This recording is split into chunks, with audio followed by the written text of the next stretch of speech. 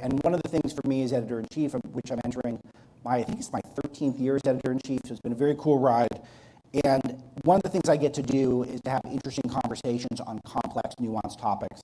And we're going to do that today. If you aren't familiar with us and our brand of news, it is anti-establishment, MAGA, conservative information, but always with a deep understanding that the name of the game is accuracy, the name of the game is comprehensiveness, and trying to be so that if someone hands you a Breitbart News article, you know this is accurate, it's complete, and you can trust it.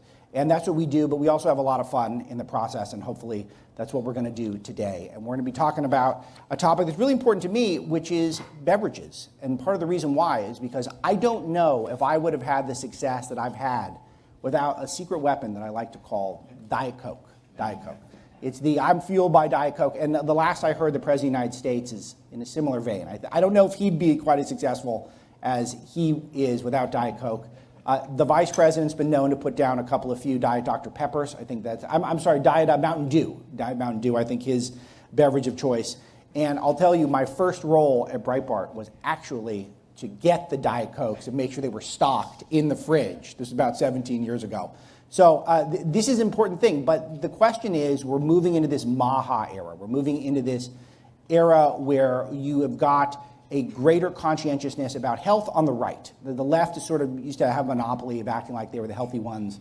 That hasn't gone well for the country, I don't think. I think we've gotten a lot less healthy during that time.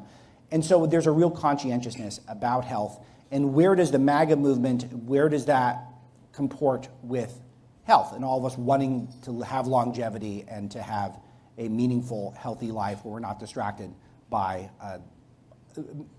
medical issues? So where do beverages work into this? Can beverages be MAHA? Now, we know that a lot of us, maybe we're consuming a little too much in some cases, but maybe there are actually innovative solutions that can come from the non-alcoholic beverage industry. And one thing that I've really gotten to like about the American Beverage Association, getting to know them over a while, deeply transparent and deeply innovative. And they want to earn your trust. I think a lot of them already have. But for those of you who are new to this conversation, that's the point of today. American Beverage Association is going to try to earn your trust, and I think they've done a fantastic job so far. So to start off today, we're going to bring in the president and the CEO, Kevin Keene of the American Beverage Association. Naturally, I dropped the most relevant paper of the 17 that I brought up here today. But Kevin Keene, CEO of American Beverage Association, the leading policy public education advocate for the non-alcoholic beverage industry, employs more than 275,000 people across the country, which is going to be very relevant to the conversation because these are good American jobs across the country in the heartland, in the places that are so often ignored by the leadership of the Democrat Party in particular and the left. A direct economic impact of nearly $324 billion. Before the ABA, he was appointed by George W. Bush, proudly served as Assistant Secretary for Public Affairs at the Department of Health and Human Services, very relevant with a lot of changes over there these days. Under Secretary Tommy Thompson, and prior to that work, he was Deputy Chief of Staff, Communications Director for Wisconsin Governor Thompson, and the Washington Bureau Correspondent for Thompson newspaper, so he's got a media background as well. Let's bring him up, Kevin Keene.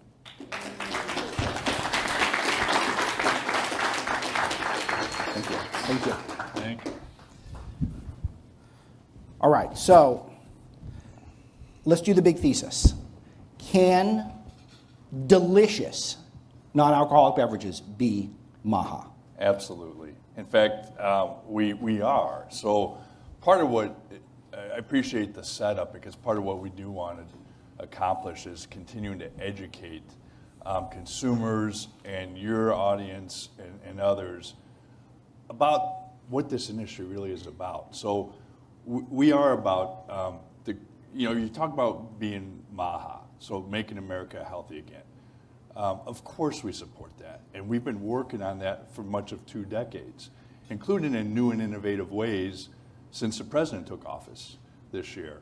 And really kind of 3 core elements that we view as core to succeed in accomplishing the MAHA agenda from our perspective as a beverage industry. First is providing as much meaningful choice Yeah. to the consumer that you can. And that's where the innovation comes in. Secondly, is to be as transparent and have as much accessible transparency for the consumer about our products as possible. And then empower that consumer to make the decisions that are best for them and their families. And this is what we've been hard at work at for some time. I mean, I think if you see the table out front and people go down their beverage aisle, they'll see all the new choices that are being driven by our major companies, you know, Coca-Cola, Pepsi, and Keurig Dr. Pepper, as well as some great, you know, individual brands like Polar and Cheerwine and, you know, some regional favorites that are out there too. So we're hard at work at that. What's important to know about that choice, though, is when I say meaningful choice, it's giving people options that aren't just out there for the sake of being out there. They actually taste good, and they have zero sugar in them. So I think I've shared with you on your radio broadcast, Alex, that 60% of what Americans actually put $1 down for, actually buy, has zero sugar in it. So think about that. 60% of what people are buying has zero sugar. Now, some people may automatically go and think, okay, that's the diet soda, that's the zero sugar soda. No, it's much more than that. In fact, 51% of that 60% is actually non-soda beverages. So it's all your sparkling waters, distilled waters, flavor waters, it's the teas, it's the sports drinks now that have zero sugar, it's the new hydration drinks like Body Armor, Propel, it's the energy drinks, you know, that are zero sugar. That's really where the innovation is, and it tastes good. So that's why people are putting their dollar down and have true, meaningful options. And we'll get into this a little bit later, but we're also trying to make what's in those options more transparent and accessible to the consumer as well. So I think this is really, you key in on a bunch of things. First of all, the transparency element, this is something that kind of really impressed me just talking to you about how you guys are very proactive about trying to get ingredients on cans, make it so that people can understand exactly what they're consuming, not hiding from it. And of course, you guys have the really bold labeling of the calories. Sometimes it's 0 calories, sometimes it's many calories. You guys are not waiting for the government to mandate this. You believe that that's the future of the business. That's how you earn trust. Correct. Those three elements I just laid out, the meaningful choice, the transparency, and empowering the consumer, are core to earning that trust, and they're core to the culture of our companies.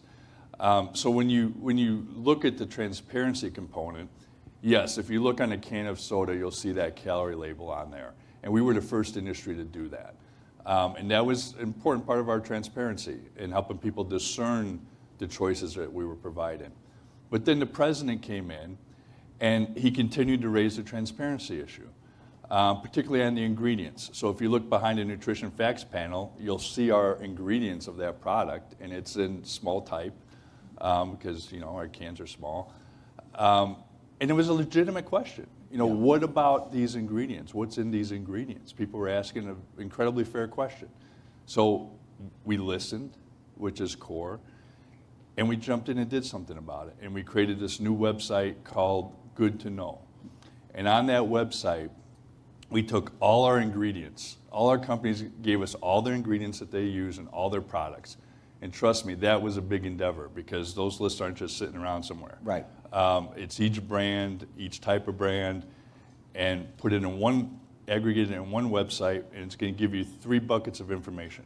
First, it's going to tell you what products that ingredient is used in. So obviously beverages, but we'll also tell you what foods it might be used in.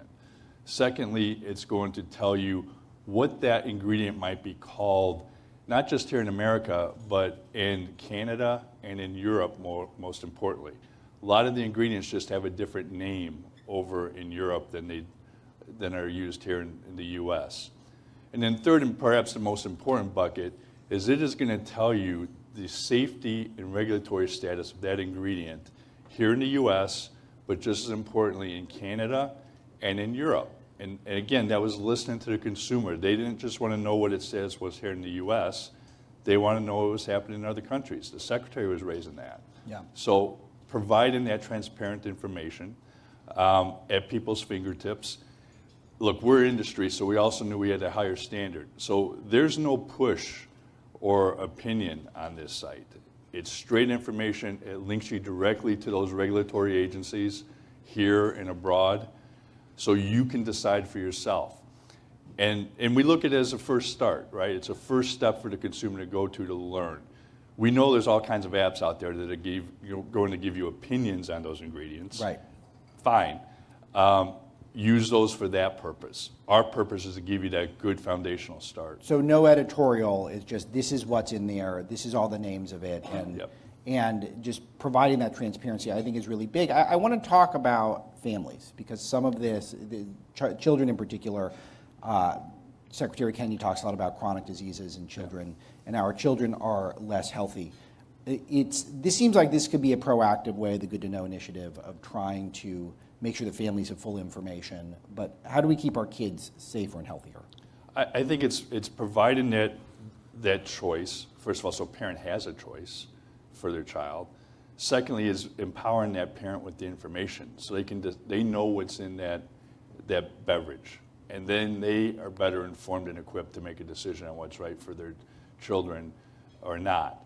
And I think that's really a key element here. You know, the secretary raised a very fair point during his recent Senate hearing when, you know, he said to certain senators that you say you've been working on this issue for 20, 30 years and nothing's really changed. Well, we took up that mantle 20 years ago, realizing that, yes, we have obesity in this country, including childhood obesity. We need to own our piece of that. So we were only at the time 7% of the calories in the American diet. Right. But we took on way more than 7% of trying to do something about it. And that's where the innovation came about, the new products. That's where the transparency, starting with our label, came about to empower the consumer. And as a result, our industry is actually the one that's making a difference in the marketplace. The amount of sugar in the marketplace is down 45%. Wow. In the last 20 years, while obesity rates have been going up. Yes. So a profound impact. And you got a long track record of this, because you were proactive about getting some of these drinks actually out of the schools, which that was probably, I bet you got a lot of pushback on that, because a lot of people in your industry were probably thinking, well, that's just throwing money away, but maybe it's not in the long run. Well, yes, I think anybody who's gone to business school or learned economics, you know, business 101, you don't take something out of the marketplace. But look, our companies, and this is why I keep repeating this, because it's really core to their culture. They realize they need to do their part. So at the time, one of the big concerns was what was in the vending machines at schools. Parents were raising that. So our companies got together, they listened, they heard, and they proactively came up with an initiative to take all full-calorie soft drinks out of schools voluntarily, and got it done. So they didn't just make the pledge, they got it done. They recognized that schools are unique places where parents aren't there to help their child make a decision on what to choose. So we put in options that parents are more comfortable with. So I want to talk about the free market approach to solving some of these problems, because President Trump's have some new initiatives in order to try to have some government-based, regulatory-based, I would say ways of curtailing some of the calories and sugar in certain people's diet, but in particular some of these ingredients that people don't understand, some of these dyes and things like that. I want to talk about where you're working with the government, and I want to talk about where you're trying to innovate from the private sector. Let's take those in order. Let's take the government. Are you working with Secretary Kennedy? Are you working with the government to try to be proactive? Yes, I mean, we've worked with the White House on Good to Know, kept them informed about it when it was just a mere concept, kept going back to them when Susie Wiles' team, once we were developing it and once we were ready to launch, we showed them the final product, and they put out a good word about it. I had the opportunity to meet with Secretary Kennedy for a few minutes earlier this summer, showed him the website, and he said thank you. So I think there's an acknowledgement that we're trying to be responsive to their concerns and doing what we can to be responsive. And we would always do that. I mean, we want to be responsive to the president. He's raising good questions, good issues, so is the secretary. But again, it's part of our DNA too, to listen to the consumer, make sure we're being helpful to the consumer with true choice, better information, and empowering them. That's what's going to empower the consumers, choice and information. So the market-based solutions are the most exciting for me because I'm getting a lot of fun new soda flavors that I get to drink.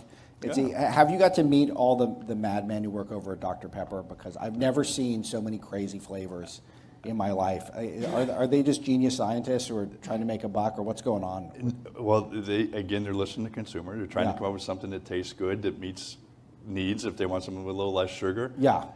They're doing it, and yes, I've been fortunate to be in their lab, and they're good scientists as well as product innovators, and it's fun. I'm making light of it to some extent, but it does feel like there's been this huge boom in variety in terms of things that are zero sugar in particular. And I know that's not the entirety of the industry, but that feels like that's got to be a huge growth industry, and not just the sodas, but the flavored waters. And it feels like I was kind of grilling you on all my favorite products yesterday. Topo Chico, who owns that again? Coke, and then Poppy, didn't someone big buy? Pepsi just bought Poppy. And that's a low-calorie prebiotic option. Yep. So talk to us about some of the things that you're excited about in terms of the industry that are not deeply caloric. Well, to show you that we're not resting our laurels on this too, just this year, our companies have at least 15 new product introductions that are zero sugar or low sugar. So yes, Pepsi bought Poppy, but Pepsi's also developing their own prebiotic beverage, as is Coke. And those are coming in the marketplace. Gatorade, you have Gatorade water now, and Powerade just came out with a Powerade water. So it's that type of innovation, because look, everybody kind of knows this, you're consumers too. You want choice, you want options. I mean, people have their favorites, but you kind of want to try something new sometimes, or in the moment you're feeling like something different than maybe your favorite soft drink. So providing meaningful choice. And in our business, taste is king. So we have to create something that tastes good. And that's what our companies are doing, and consumers are responding to it, because you're putting down your dollar, you're getting something that tastes good. And I pro everyone being healthy, and I love the MAHA movement in general. I do fear, though, that we can't be MAHA at the expense of our freedoms. Yeah. And I want you to speak to this about our economic freedoms, our personal freedoms, the ability to choose what we want to do with to enjoy ourselves as part of the American experience. So how do we reconcile the two, that we want to be a healthier nation, but we also want to be free to choose what we want to choose? I think you can have it both ways, and I think our industry epitomizes that. We're an industry that has been working on free market solutions to these health challenges, such as obesity and diabetes, and doing our part. We can't own all of it because we're only 6% of the calories in a diet, but we're sure going to do our best to own that piece and do something about it. And I think that is far more powerful than government coming in and trying to tell people what's right, what's wrong, what they could have, and what they shouldn't have. They can provide some opinions, but they should still empower that consumer with choice. I mean, that is the American way. And I think that's just a caution I would put out there is lawmakers now are working on these issues, don't leave important principles behind, free market principles.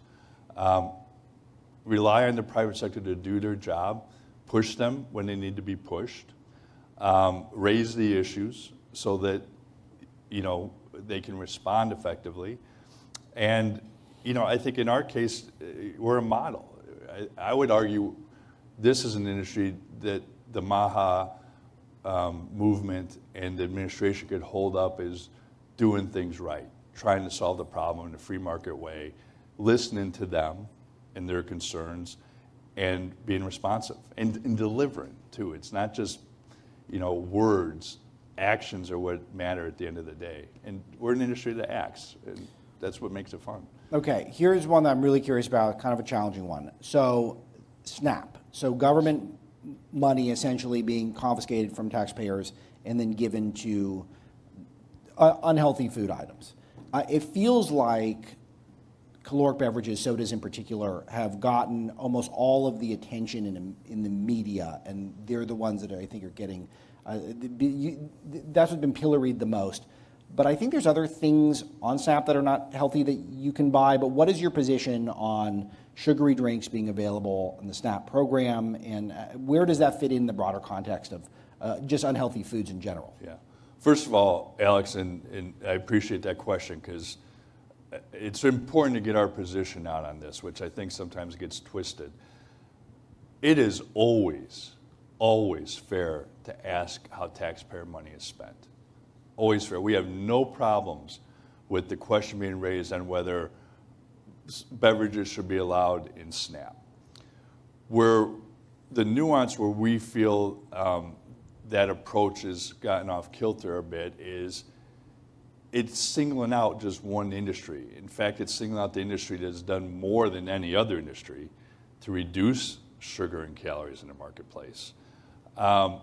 If there's a question about whether taxpayer funding in SNAP should go towards sugar and sugary foods and beverages, well, deal with all of sugar.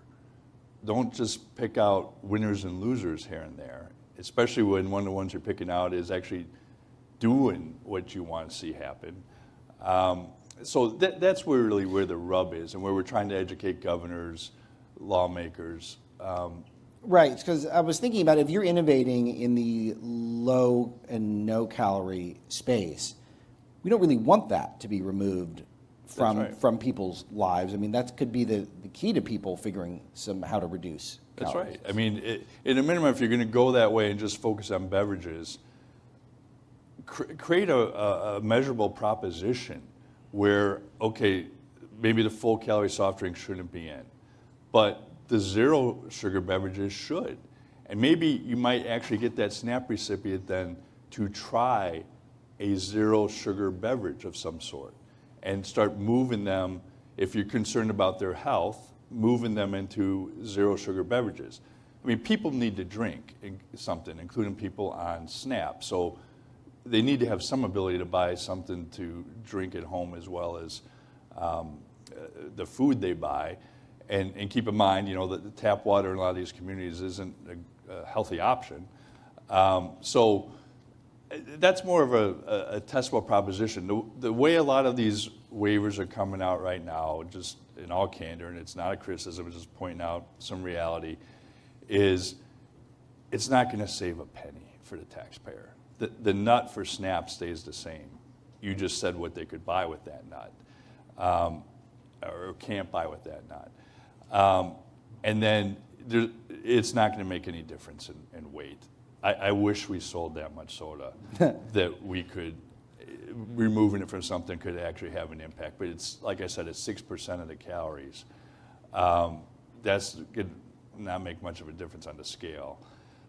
So I don't think it's going to accomplish what they're hoping it will be, but we're willing to continue to work with them. And we're still trying to work with these governors, work with Secretary Rollins and her team, who've been very accessible to us, and we appreciate that, on how to come up with something that's workable and frankly, more broad then, too. Well, it's interesting because you're trying to earn trust of the consumers, but also the government is not very trustworthy in this regard. You guys may have heard of the food pyramid, which is, by the way, it's $9.50. So you all should have had 3 servings of pasta by now to get to your 11 servings by the end of the day. I mean, so it just does seem like there's this real arbitrary nature to the way the government talks about the way we consume calories. And some of it, obviously, there's a lobbying element of it, and people are out there and they're trying to advocate that their products get consumed more. And so how do we feel like, this is collective, it's not just for your industry, it's for the government too. How do we restore trust in the way we talk about health and nutrition in the country? I think it's going back to some of the core principles we use. First of all, you need to listen. You need to listen to that consumer. I think that's one of the lessons we took out of the COVID era, which is why we have the MAGA and MAHA movement today. there was a whole segment of society that just wasn't being listened to. They were being told what to do. They weren't being given choices. Yes. This is an industry, and I think, again, we're a model on this. Give people as much choice as you can. We are able to provide a lot of choices. In some instances, those choices may be more limited that government can provide or others can provide, but it's still meaningful choice. Then give them the information, like true information, the information they want and need, and then ultimately you're empowering them to decide what's best for them and their family, and not relying on government mandates that some people may agree with and some people won't. I think that's how you start to restore trust back in our government, back in our federal agencies, and other institutions, including corporate America. So I want to talk about the economic impact of your industry, because there are a lot of American jobs that are in the beverage industry. Could you share some of the communities that are integral to what you do? Yeah, thanks for that too, Alex. So when I talk about the things that were core to our culture, the choice, the transparency, the empowerment of the consumer, that starts with the fact that we are American origin stories as businesses. I mean, we were all born here in America. We are American beverages we're American companies making American products with American workers in America's hometowns. Now that sounds like a slogan. It's not. It's who we are. We have 4,000 facilities all across this country. We touch every corner of America, and we support the economies in every corner of America, not just through our own jobs that we provide, but the jobs we support from people who sell our products. And then the jobs you're talking about, they're great jobs. I mean, these are really good paying jobs. You don't necessarily need to have a college education to be in them. And people spend their entire careers in these jobs because they are so, they're not just good paying, but the companies take good care of them. And then they're committed to those communities that they serve. They're in there. We do close to $4 billion with a B, $4 billion in charitable contributions in our industry. Most of that's community-based. So, they live in these communities. They want these communities to be healthy and vibrant. And it's from that historic culture and being part of these communities that we have these standards, that we want to help our communities be healthy. We want our consumers to be as healthy as they can be and do our part to help contribute to that. So that's really what it's born out of is, it was great when the president came in because he gave us an opportunity to talk about our industry that we haven't had in the past, and that is that, we are America First industry, companies. We were born here, and we're not going anywhere. So if you think about, you're making all these efforts to be more transparent, you've got all these America First jobs, you've got hundreds of billions of dollars of business that's done.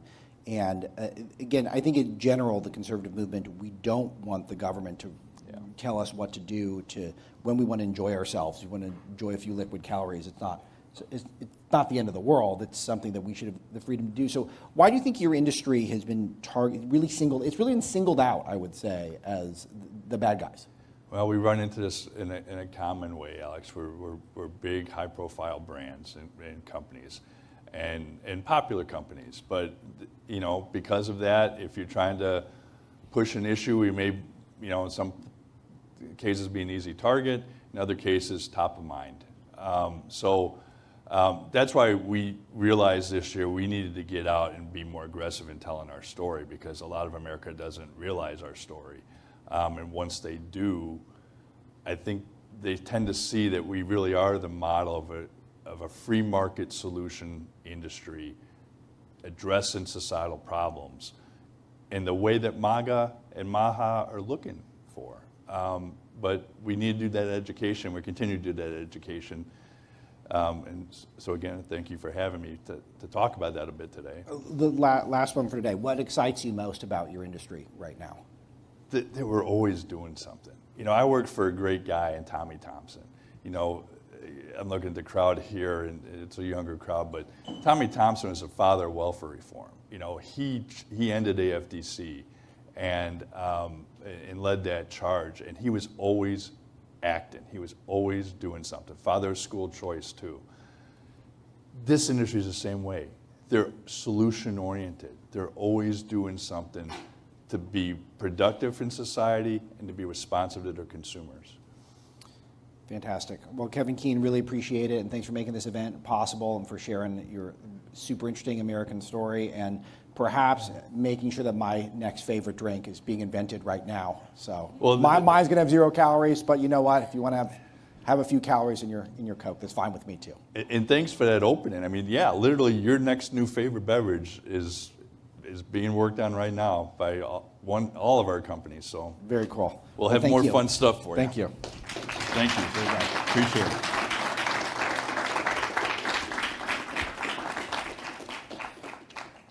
All right, we have a couple of excellent panels here. I want to make sure we got 2. Oh, cool. Make sure.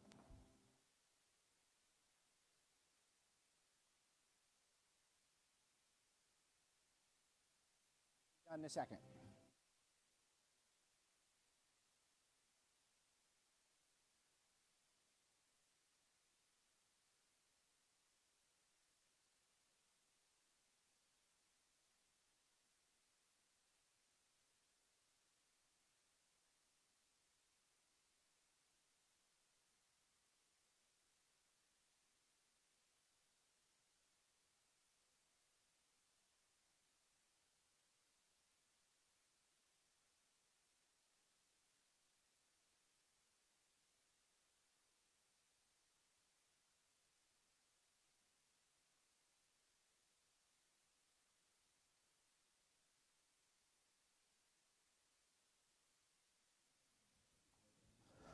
All right, we have 2 great panels. The first one is going to feature Dr. Christopher Borgert, the president and principal scientist at Applied Pharmacology and Toxicology Incorporated, and Congressman Barry Moore of Alabama.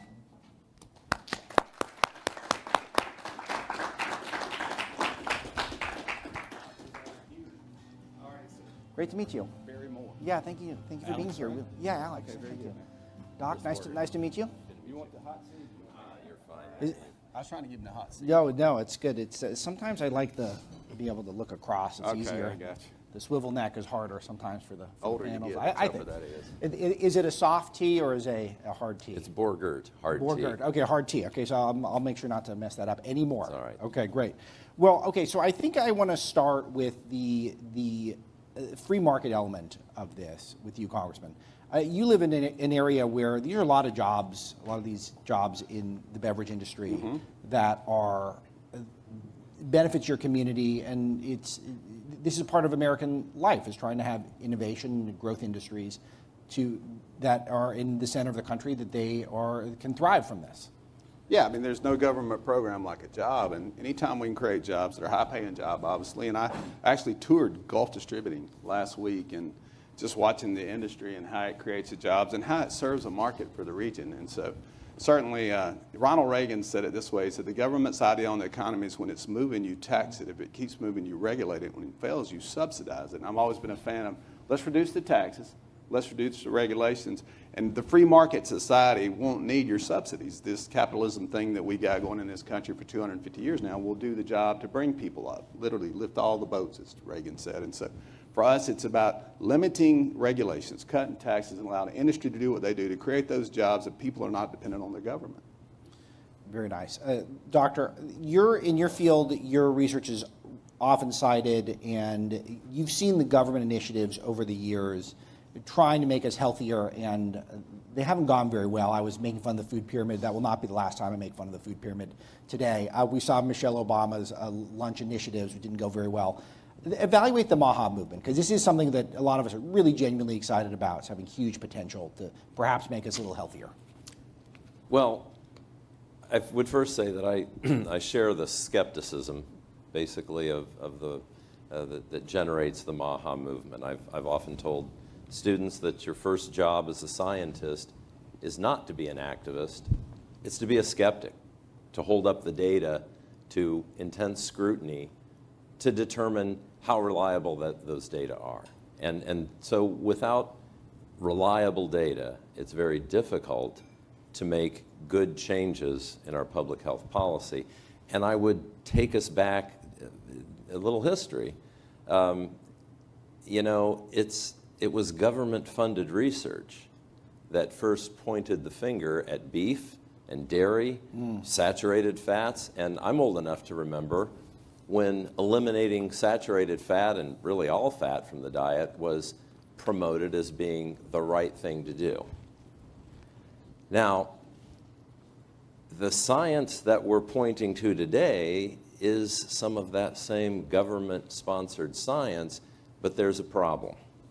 And the problem is best articulated and identified by, and he's not the only one to identify it, he'll tell you that, but is Dr. Jay Bhattacharya, the new director of the National Institutes of Health. He has put his finger on the problem. There is a perverse incentive structure in science that does not give us scrutiny and replication and falsification, all of the things that allow us to put place more and more certainty on science. That process has simply eroded over the years. Yeah. And so I think we need to be very careful that what we do not do is use that same type of a system simply to point us in another direction, because the consequences could be much worse than the cure. So Dr. Bhattacharya is really trying to change the incentive program to get things right, to collect data properly, to apply it correctly. Could you explain this to us?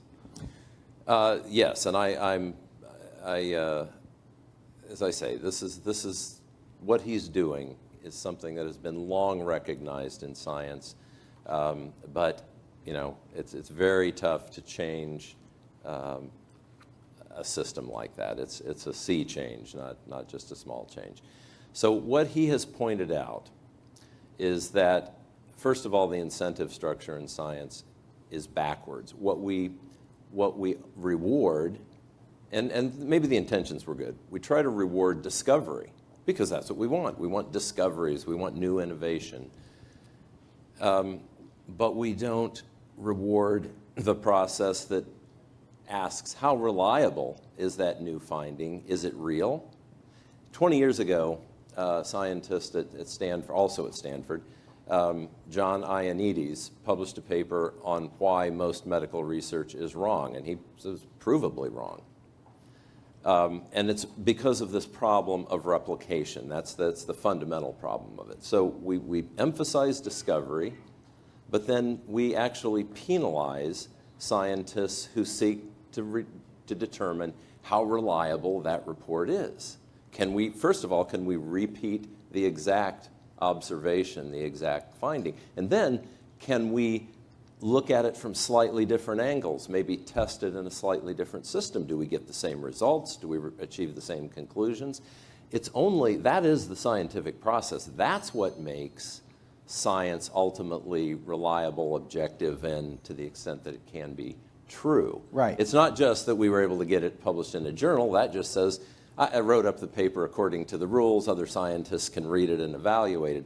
Doesn't make it true. It's that replication that supports it. And if we don't do that, then we don't know what's reliable and what's not. It's not that it's all wrong, which we can't tell the difference. So that, I think, is his core, the core of his message. I don't know exactly what he's going to do to change that incentive structure. Yeah. But I completely applaud, I think he and many other scientists that I've spoken to over many decades would agree, he's got his finger on the pulse. That's what we need.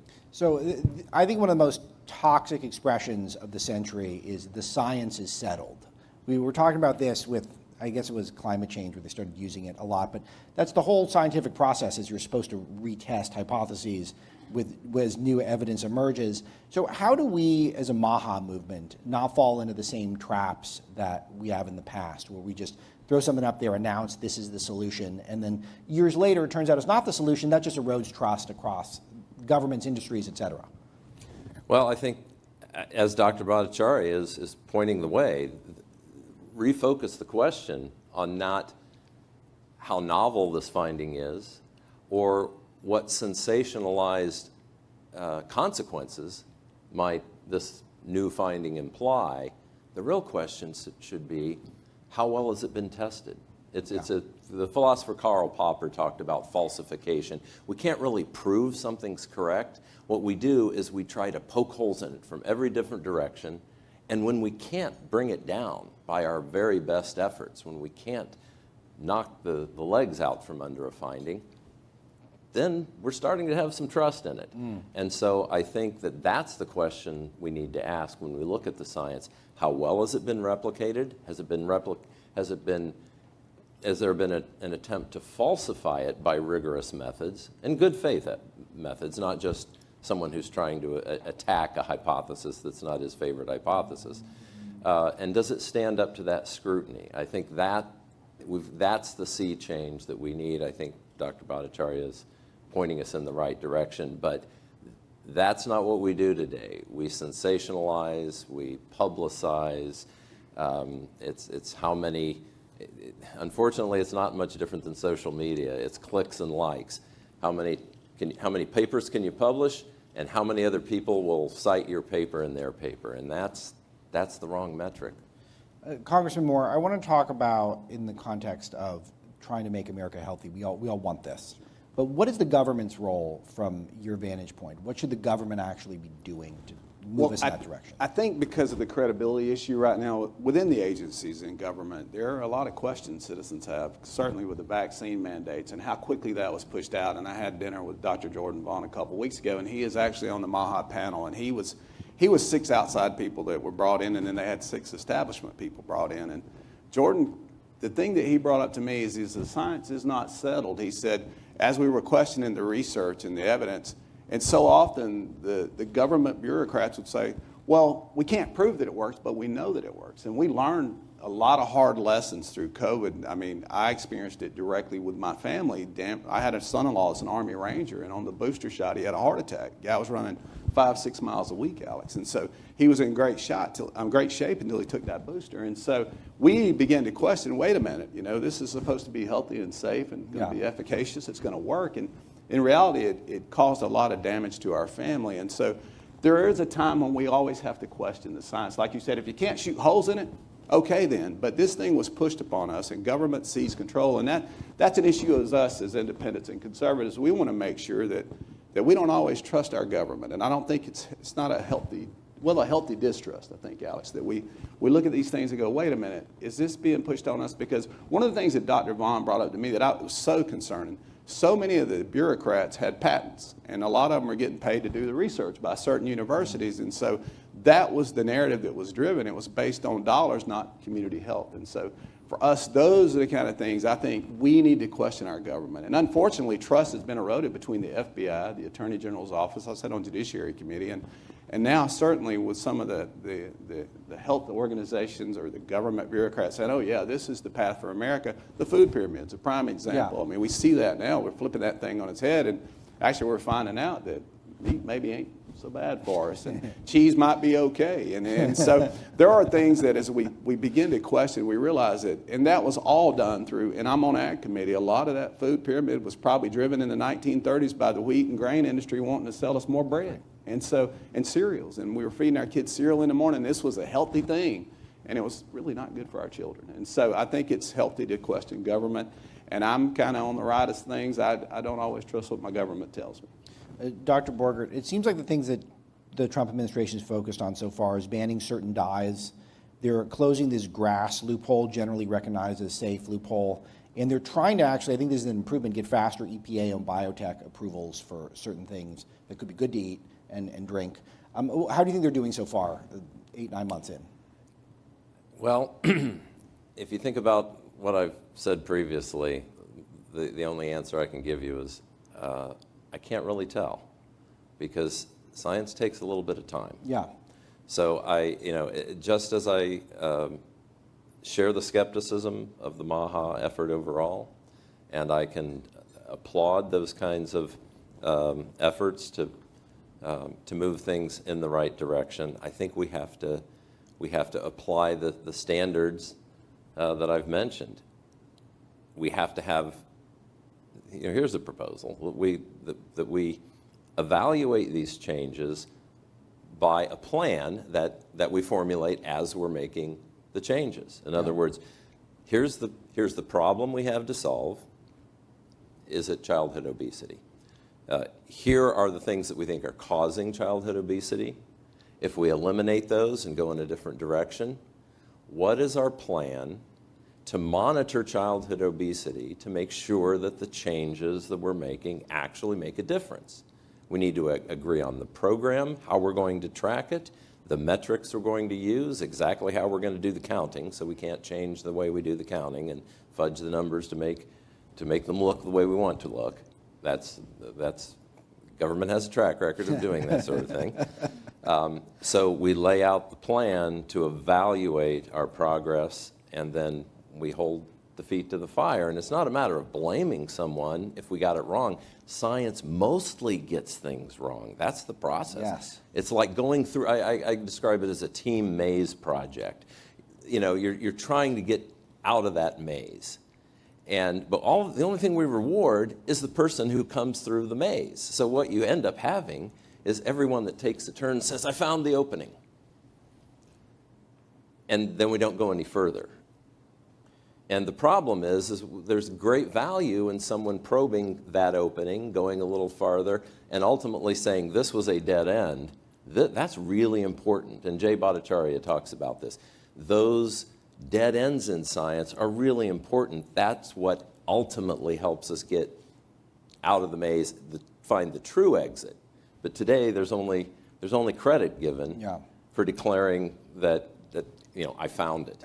Whether you found it or not, we're not going to actually check it to find out. We're just going to then try to go through another opening and claim that you found it again. That I think is I'm waiting to see, and I want to see a plan to evaluate it and make sure it's working. So Congressman Moore made an amazing point, I think, about how the coronavirus, I think, really just eroded so much trust, because even the things that were working were oversold, and then a lot of things that weren't working were sold to us as being very effective.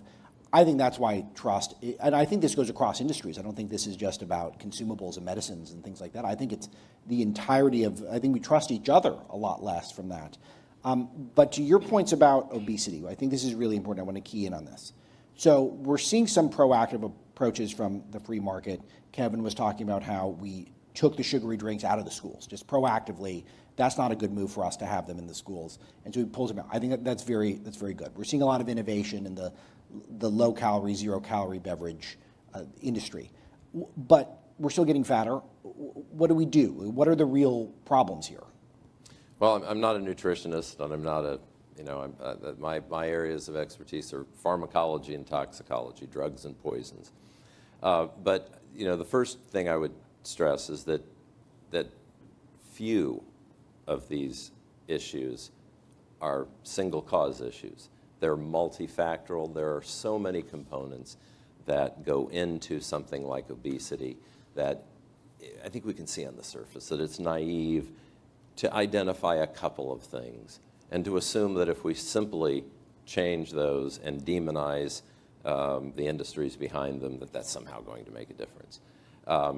It's an overall evaluation that needs to be done, and we need to take an honest look at all of the various factors. In that regard, determining what's working becomes more difficult, but we can still do it, and I think we're obligated to do it, to try to figure out the factors that are making the most difference and to put together comprehensive solutions. But these are not monocausal phenomena. They're multi-causal. It's going to take a lot of different disciplines working together to find actual solutions, and we're going to have to start, as I say, I think, looking at science from a standpoint of falsification and replication, not simply sensation. Congressman, a lot of topic this week in Washington is about healthcare costs, and things are very expensive for people. Even post-Obamacare, and managed not to solve all the problems, believe it or not. Surprise. Yeah. So people who are concerned about this, it feels like the number one way to reduce healthcare costs is actually to live a healthier lifestyle, to try to be a healthier people. What is the government's role in this? Well, I think, too, negotiating, like most favored nations, a lot of what President Trump talks about is he had a friend who was on the fat shot, and he calls the guy out. I don't know who he is. He's a pretty heavy guy, and he says, I think he was paying $1,200 for the shot in the U.S., and he went to Europe and got it for $110. And so there are so many things that we can do from the standpoint of negotiating deals for the cost, obviously. And again, the Affordable Care Act was, I think, a disaster for most of us as business owners. And so, you know, there are areas that I think negotiating drug prices, I think allowing free market competition. Often we have health insurance companies that control a market in a state, and it's almost like there are no diverse plans. I mean, you basically, like my wife Heather and I, we're not having any children, y'all, we're having grandchildren. But if we buy a policy, we have to have maternity in there. And so there are to be ways to customize policies for people who want to purchase health insurance and not be required to pay a mandate, like you said, on whatever that looks like. You know, if you're going to, we're not going to have children, so that doesn't be a part of it. There are things that we can customize plans, and certainly if we don't have dependent children, I think there are some areas that we can look at there. But so I think for us, looking at innovation and not just going along with the industry standards, saying, hey, this is what it's going to cost you. And so, you know, there are a lot of things else I think we can do, but looking at the cost of drugs, negotiating those deals, making sure that there's some customized plans and not having monopolies within state lines, I think would be helpful across the country. Dr. Borgert, I want to talk to you about where the beverage industry can fit into people living a healthier lifestyle. I want to talk about artificial sweeteners with you. What is the science? What do we know about artificial sweeteners? Because I'll tell you, if they're not good for you, I'm in big trouble because I'm having a lot of them. I'm going to have a lot. Right after this event, I'll be having a few. So what do we know these days? All right, there is a principle called dose response. Everything is determined by the dose. So almost anything, even water. Don't drink 5 or 6 gallons of water a day. It's too much.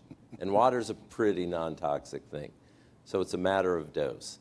Now think about it. I remember, I'm old enough to remember the analogies to saccharin causing cancer. And basically, yes, if you drink a swimming pool full of diet soda every day, you might get enough saccharin to equal the doses that caused cancer in a rat, and then forget whether rats are actually little humans and get cancer, you know. So just think about it. Common sense. It's a tiny, tiny dose. So I usually don't worry about things that I'm receiving in a tiny, tiny dose, irrespective of what happened in a rat study at a dose thousands, tens of thousands, sometimes millions of times higher. So I haven't studied every artificial sweetener out there, but that's a basic principle you can take home and bank on it. Dr. Christopher Borgert, Congressman Barry Moore, thank you so much for doing this with us. Thank you. Very nice. Very nice conversation. Thank you. All right, we'll take a minute and then we'll be right back.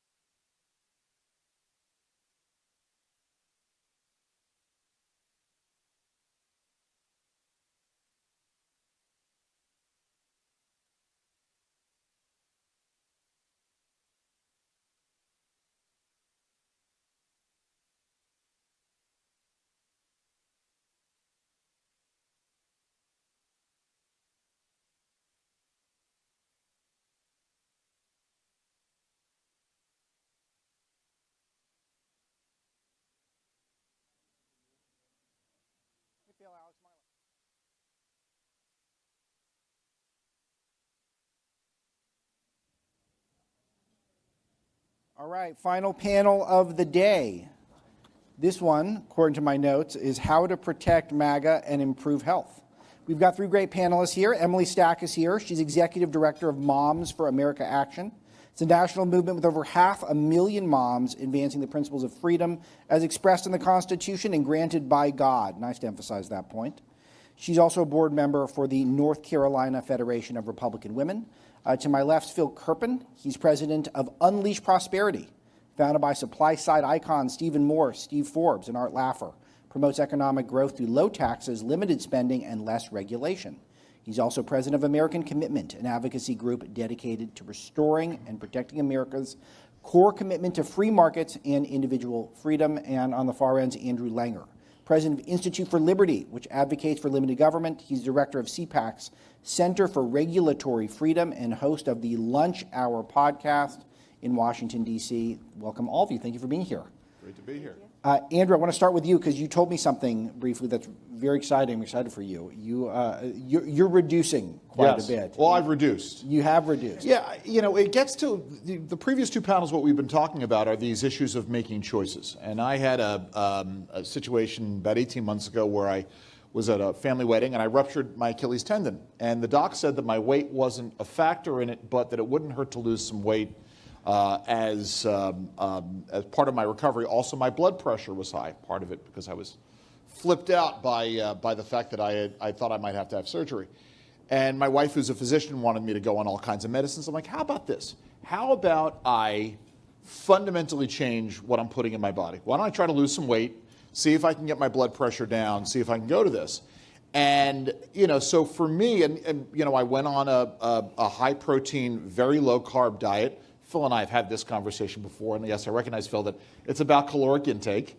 But the reality is that were it not for the great many low sugar, low calorie options that are out there, I'm sitting here and I'm drinking coffee. I have a very specific kind of coffee sweetener that I like, low sugar sweeteners that I like, or no sugar sweeteners that I like. And one of my fears as we talk about making changes to nutrition policy, especially as we talk about ultra-processed foods, which is an issue, is that we don't throw out the baby with the bathwater, and we recognize that we should be promoting, ingredients in food that help you contribute to losing your weight. And as I said, my personal thing is I don't want to see my monk fruit-derived sweetener taken off the market because someone had an idea in Washington, D.C. that it was too processed. Well said. Phil, let's bring you in here because it feels like to me the solutions are not going to come from the government. They're going to come from the market. I think Kevin agrees on that. Is that if we want to be healthier, we want more longevity, then does the government have any track record of solving these problems for us? What does have a track record? Well, look, I think you really hit the nail on the head when you talked about the experience that the whole country went through, and especially the right of center in the last few years during COVID. We had a healthcare establishment that told us you have to hide in your basement, don't go to work, don't go to school, don't go to church, and then 2 weeks later they said, but go to George Floyd protests because racism's the biggest public health threat, and they completely destroyed any credibility that they had. But on the whole, that's not necessarily a bad thing, because they didn't deserve credibility. That's right. And so I think that people sort of woke up to this idea that they need to take responsibility for their own health. They need to do their own research, even though they were mocked for doing that. And they need to make their own choices and make their own decisions. And I think that from a government policy standpoint, we've got some tensions right now. We've got some tensions in the MAGA movement and in the MAHA movement because a lot of the resentment and the anger towards big institutions, both the government agencies, but also big pharma and big food and sort of the big healthcare systems, everyone that everyone's resentful towards, we want to sort of strike back at them. But if we use the power of government to strike back at these various entities, we're in a way doing the same thing that they did. We're Amen. denying people the ability to make their own choices. Yeah. And I think the fact that it's become so difficult for any product to get approved by FDA that you basically have to partner with one of the gigantic drug companies or you're never going to get it through, the solution to that isn't stop approving the stuff from the giant drug companies. The solution to that is reform that process so that it's opened up, so that you can get more things through, so you get more products on the market. And the obesity issue in particular has radically changed in the last few years because of the GLP-1 injections, and it's about to radically change again because we're about to get oral GLP-1s. So they're very close to coming to the market, a few different companies. And the only thing that's limited the uptake of the injections is a lot of people don't want to do an injection. Right. So I think when these oral formulations come on, we're going to have essentially something we've never had before, which is a readily available pill that you can take that actually cures obesity, or not cures, but manages to substantially reduces risk. And that's going to be a very interesting cultural moment, right? Because you could have authorities trying to force it on everyone, which Right. I think would be really bad. Yes. But you do want people to have all of the information that we have so that they can make informed choices for themselves. And that's the direction that we should go in, I think, on all of these health issues. Emily, I want to bring you in. The first thing is you're a MAHA mom. Speak to the power of the MAHA movement just on a grassroots level. I don't know if I've ever seen anything like it on the right. I don't even know if it's technically the right, but it's at least conservative adjacent. And I don't think I've ever seen this sort of energy before. Speak to that. Yeah, so honestly, we actually had a lot of our moms out for the RFK confirmation hearings, and yes, a lot of them are conservative, but we also found quite a few that weren't. They actually had said, yeah, I used to be a Democrat, but I also would like the ability to control what my children, eat, have more choices, which obviously comes from free market options, as we've seen. So it's a huge movement, and like you said, yes, it is predominantly conservative, but it is just a demand on the mom side to have more choices for their children so they can control what they put at the dinner table and what they pack their lunches with, XYZ. One of the things that I feel like really started MAHA and why I was a big supporter of Secretary Kennedy during his confirmation was I felt like he represented a real reset for the trust that's been lost. Right. And I feel like there has been trust loss also from places or industries that are making a lot of consumables that are high calorie. How does the beverage industry in particular, how do they earn back trust? And how are they earning back your trust in particular? So as far as, honestly, I think just them putting out there more information, because as consumers want information and they have the right to choose. And you can see sometimes they might decide they don't want a low calorie or a low sugar choice. I know personally if I want to have a soda, I might just want the regular sugar, but then also maybe I'm trying to lose weight and I want a sugar alternative. Giving these moms these options, and as the beverage industry or whichever industry saying, hey, this is what's in it, here's the information, they're going to have more trust in what they buy. And these moms, they're loyal. They are very loyal. So if they see that is coming out of a company, they're more likely to come back and purchase it again and keep going and recommend it to their friends, because we all know they're in their like soccer group moms, whatever, and we're all talking to each other and putting it out there for all of our friends and putting it all over social media. So just so long as they're being transparent, they will begin to also trust. What do you think of the Good to Know initiative? I actually really enjoyed it. We have started pushing it out a little bit to our moms. They're starting to be some big fans of it. Very good. So Andrew, I want to bring you back in, Yeah. and I want to ask you about, it seems like the toughest question here is what to do about SNAP, because Yeah. government money going to things that are making us unhealthy Sure. doesn't sound good, but singling out one industry doesn't seem good, and particularly an industry that seems to be working overtime to innovate in a healthy way. What do we do here? Right. Well, I mean, there are so many different factors that are at work here. And what I also appreciated earlier is the discussion that science is not a noun. Science is a verb. There's a constant move that's at work. And government is almost always, and public policy is always a follower in terms of those things, in terms of the standards that get set. The problem becomes when you create a government mandate, that mandate gets translated into somebody having to enforce that mandate. So all of a sudden, it's the local grocery store, the grocery store chains that are the ones who are having to sort of inform and enforce and change the way that they do business to satisfy someone's idea of who can get access to X, Y, and Z. And I have a real problem with that, as Phil was talking about the issue of the unintended consequences and being consistent and what happens down the road, right? What happens if today we decide that someone on SNAP can't get a particular beverage, but the Gavin Newsom Tim Walt's administration comes in and whoever is running these programs for them says, you know something, red meat is bad, it's bad for health, it's bad because of climate change. You now can only buy insect-derived protein products if you're on these benefits. and listen, we chuckle about this, but the reality is, right, they have been down this road. There's so much that is happening right now in terms of engaging in the various kinds of neo-prohibitionist efforts out there that what we, yeah, I laugh about it, but this is not beyond the pale. So that's my concern. Phil, is exactly where I wanted to go with you, is that this feels like the big risk here, is that we start regulating and it's a slippery slope to who knows where. Yeah, I actually, I think I disagree with our sponsor on one aspect of the SNAP debate in that I don't think that taking soda out of SNAP would actually affect soda sales very much. Maybe almost not at all, because almost everyone on SNAP has another source of funds. You watch people at the checkout counter and they have their liquor products, they get the rotisserie chicken, the hot, for the other things that are excluded from SNAP, they check them out at the end, they pay for them a different way. Yeah. And I think the vast majority of people on SNAP have some other source of funds. And so because dollars are fungible, SNAP in practice, it really functions like a cash transfer. The restrictions you put are not that meaningful because money's fungible, people move money around, they'll buy more of something else with the SNAP funds, they'll find another way to pay for their soda. So I actually don't think it would have a big negative impact on the actual sales figures. I think it would be negligible. But the reason I'm skeptical of it is exactly what Andrew said. I mean, this idea of government deciding which foods are good and which foods are bad.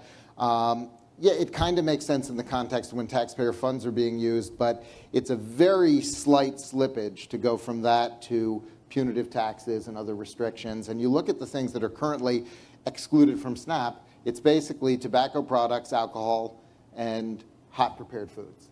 And these are taxed more heavily than all of the other foods in lots of places. Here in DC, we have a 10% meals tax on hot prepared foods. We've got all kinds of tobacco excises. Why is the hot prepared foods banned? I'm not clear on that. I think the idea is that you don't want it going for restaurant foods. You want it to go for groceries. Got That's it. the history behind that. Got And so it. as grocery stores started moving into more restaurant-like foods, they excluded that because Okay. you have to draw a line somewhere. They excluded it, but they excluded it from the policy. But on the other hand, the grocery stores themselves treat it as though it's still restaurant foods. Yeah. So I would worry, the main thing I would worry about is not that it would have some big negative impact on the industry. I think it would probably have almost none, but it is that sort of that slippery slope that potentially, this is a bad food, and then some cities say we're going to tax it. And we went through lots of these tax fights on soda taxes. And by the way, most of the places where they tax sodas, the same thing happened in Philadelphia, the same thing happened in Chicago. The first proposal says only tax the sugary drinks.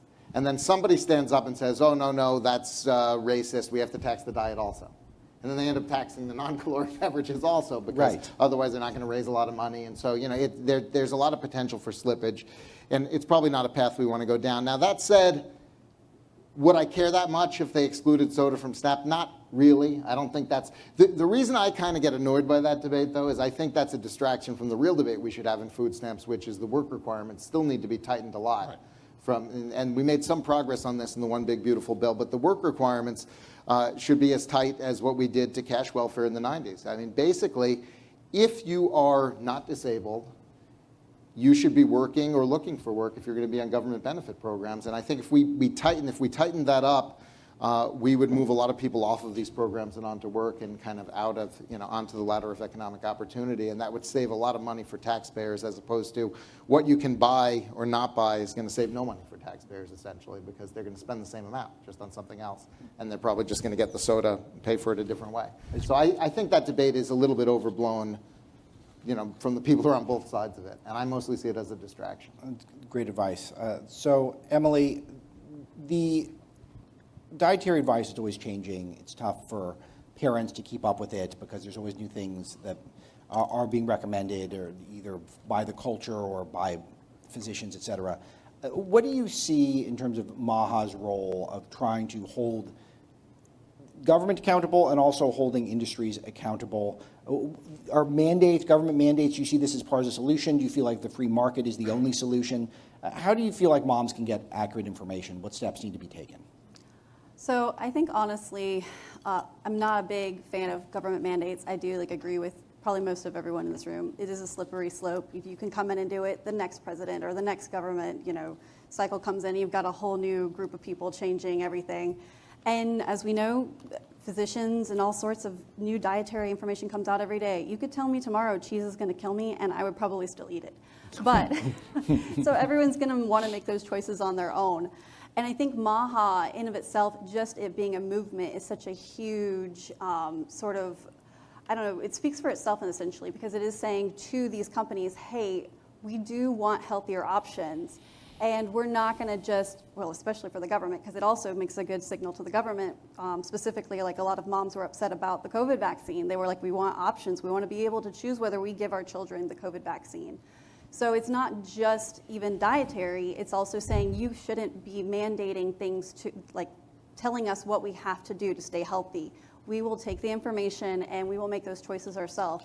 And then on the free market side, it is saying, hey, we do want healthier options. And as we know, the market will provide. They will adjust. They will give out these options. They might still have the, say, more unhealthy options, but they will start providing alternatives like the sugar-free or things without certain dyes in them. There's always going to be someone trying to cater to that. And that's when companies, they either live or they die. They either change with the times or they don't. And it will come out of itself. Andrew, what do you think that the government's role is in terms of MAHA? Is there any, or what do we have to be aware of, do you feel like, in terms of what we can implement on a government level versus what we need to handle? Listen, I think there is an inherent value in having this research being done, especially considering the role that the government does play, at least under current federal law, in terms of making sure that products being delivered to the public are safe and they deliver on the promises that they're supposed to promise. I think that we can't be afraid of having these conversations, but they have to be open, they have to be transparent, and most importantly, they have to be guided by, and the gentleman who's the toxicologist, they have to be guided by principles where we are understanding the comparative risks that are involved in determining policy. What happens when you make choice X? How does it affect choice Y? And the comments that we just sent in on the MAHA report, one of the things that we warned against was, as you are coming back to, because it's always about me, coming back to the issue of obesity, right? If obesity and heart disease and diabetes are the #1 drivers, making sure that any guidance documents that we have out there guiding nutrition policy don't sacrifice these other options that help people deal with those issues on the altar of dealing with ultra-processed foods. There are always risks, there are always unintended consequences, and our public policies need to be better reflective of that. Phil, the MAHA movement, what should it be cautious about so that we're not unleashing some sort of energy towards something that we're very excited, but we direct it in a way that ends up backfiring and not being productive in the end? What do you see as potential pitfalls? Well, I'm very concerned about the ingredient bans that we've seen in places like West Virginia, where they've, I don't know what's going to happen in a couple of years. Basically, every commercially available food on the national market is going to be banned in West Virginia because they basically have a whole list of things that they're banning, basically the coloring agents used in almost everything. And, it's going to be very interesting whether companies, produce stuff just for that market, even though it's a small market, or their shelves have, weird, third world off-brand knockoff stuff. And, I think, we need to be careful that the policies that we adopt are not, sort of left-wing big government policies that, even if we have good motivations behind them, we'll have all of the practical consequences associated with kind of heavy-handed policies. So I don't like banning things in general. There was actually some amazing research on the color issue in particular. There's some amazing research that people actually say that brightly colored foods taste better. They perceive the taste differently. Wow. So, I mean, if there's an actual utility to it, if people actually, let them decide, let them, let the market sort that out. So I think we've gone definitely too far in some places in terms of bans. I think the, it's, and I would even say that,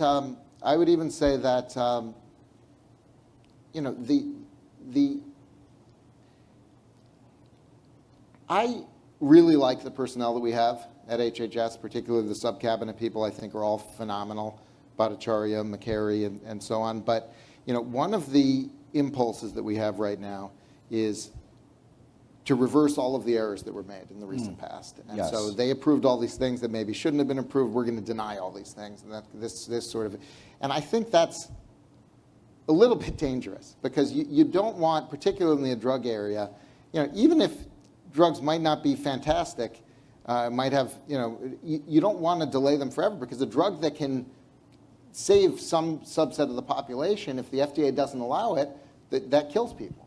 That kills people who might have been able to benefit from it. And of course, Trump in his first term signed right to try. So this idea that we want to make things available to people, I think is so important. And so, I think even if something's potentially dangerous, like I am a huge Vinay Prasad fan, and I considered him, one of the greatest allies we had during the COVID wars and so forth. So I'm glad that he got his job back. But the criticisms from the Wall Street Journal and some of the others that attacked him for pulling that Duchenne's drug off the market, there's some validity to that, right? Because even if it did kill 2 kids, which maybe is what the data shows, it has the potential to save a lot of people. And so let those families make that decision, right? Let's, when we find something out, like here's a potential adverse consequence, definitely don't hide it, don't sweep it under the rug, but it's dangerous also to pull things from the market and to deny them coming to the market in the first place. I think we need to have, a lot more humility instead of just we're going to do the opposite of all the things that they did wrong. Very good. Emily, MAHA is, a lot of the MAHA movement is new to the MAGA coalition, and I want them to stay. I want to be a huge tent coalition. How do we keep people, how do we make sure we have that credibility, we message properly so that the people in the MAHA moms feel heard and listened to and attended to by our movement? I think just taking their concerns into consideration, just making sure that we hear them seriously, the responses, because I don't think they're going away, honestly. Like, they've been woken up because of COVID, and I don't think they're going back because they are full on, they're going to make America healthy. So just making sure that we listen and provide feedback and give actual solutions. Well, I'll tell you, I grew up where I was told that a complete breakfast, Part of a complete breakfast. the complete breakfast was a glass of milk, a glass of orange juice, several different types of fruit, some white toast, maybe it had honey on it, and a bowl of sugary cereal. Right. And I was told that was a balanced diet. And Alex, what was your cereal of choice? actually, I think my mom was MAHA before MAHA. okay, mine was as well. Rice Krispies with Equal on it, I think, was For us, the- it was I life gave cereal my in our youngest house. son some Lucky Charms this morning. Now I feel terrible. I'm losing these pounds. I'm like, what did I do? No, I would sneak the Cinnamon Toast Crunch, I think. But it's interesting that that was coming from both our corporate class and our government class. And I think we're seeing both sides innovate now to try to make it so that we're moving on from unhealthy lifestyles and moving towards a healthier America. Right. I think it's really important. And so I want to thank ABA for putting on this event for us, also our partners, the Alpha Institute and CGCN. For Breitbart News, John Kahn, Elizabeth Moore, and Larry Solov, our CEO, made this event possible. And Andrew Breitbart stood for having difficult conversations, more voices, not less. The science is not settled. These are not black and white things. Things are not going to get solved overnight. But I love when I'm seeing the free market really work hard to try to innovate and create that great new drink, for me, it's going to be a sugar-free drink, but also giving people the freedom to enjoy themselves, their time and their money and their caloric budget the way they see fit. I think that's all a very worthwhile endeavor. So thank you, all of you, for being here. This is a fantastic day, and I really learned a lot. So thank you for your presence, and thank you, panelists. Thank you, Alex.